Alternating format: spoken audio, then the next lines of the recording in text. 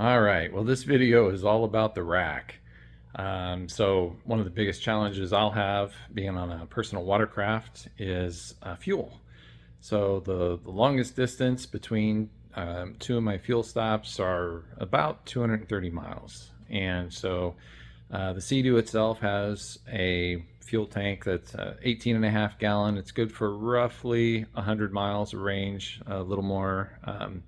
And so I'm going to need to carry more fuel. Now, some folks have added a auxiliary fuel tank, and where the main tank is tied in to the auxiliary tank, and the vacuum from the primary tank draws the fuel out of the auxiliary tank. But I've chosen not to go that route. That can, if you don't get that just right, that can be pretty dangerous with fuel. So I've chosen to just go with 4 of the 6-gallon red jugs, and that'll give me an extra 24-gallon, and hopefully it will get me the range I need. And so to get 4 red jugs fit on the ski and locked in without having to worry about undoing ratchet straps or bungees, etc., I went ahead and designed and built a rack. And so let's take a look at it.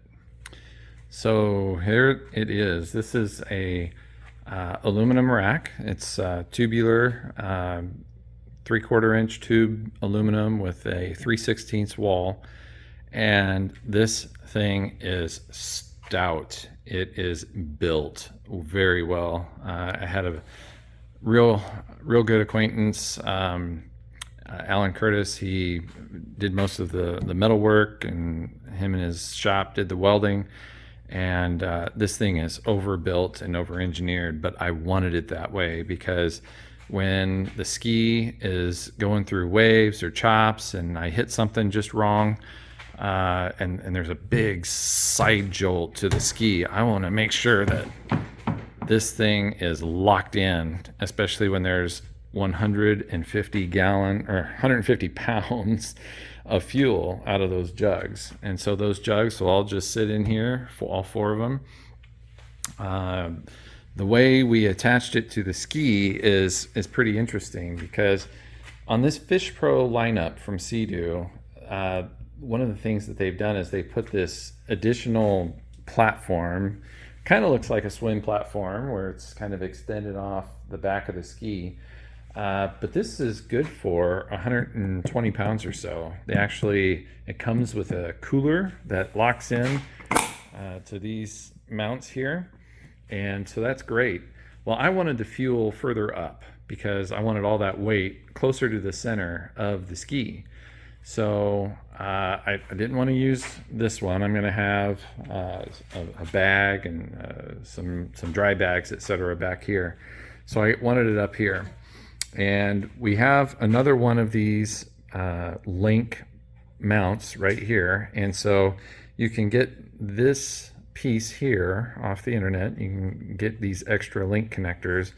And all it takes is to slide that out, and this thing will lift up.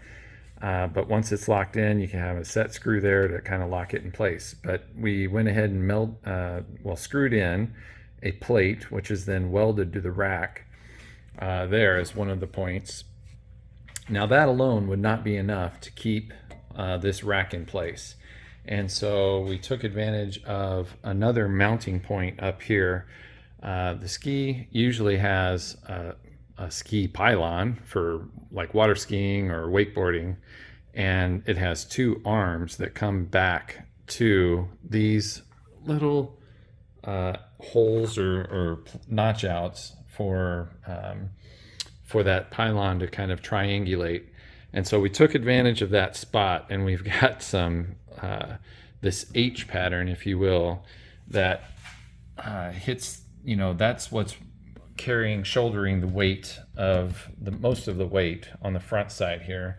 And it also it really locks it in place. So forward and aft, I mean, it is on there. And in the back, I didn't want too much weight, coming down on this. So there's an attachment point here that's welded in, and that's providing some weight relief. And then there's also 4 of these feet that I have on here. This is completely over-engineered.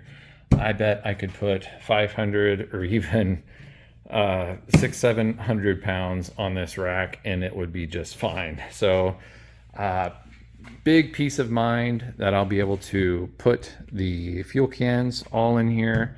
When I'm on the ski, I'll be able to very easily reach back. I will have a simple, strap, like a bungee strap over them, just so that they don't, when they're empty, they won't want to pop out. But it'll be so easy to just undo one bungee, lift it up, and then take it over here to where the fuel is. The fuel cap's up here.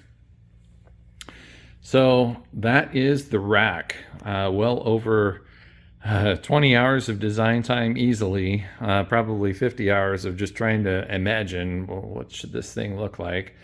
And then a huge shout out to Alan Curtis who built it and made it come to life. So that is the rack.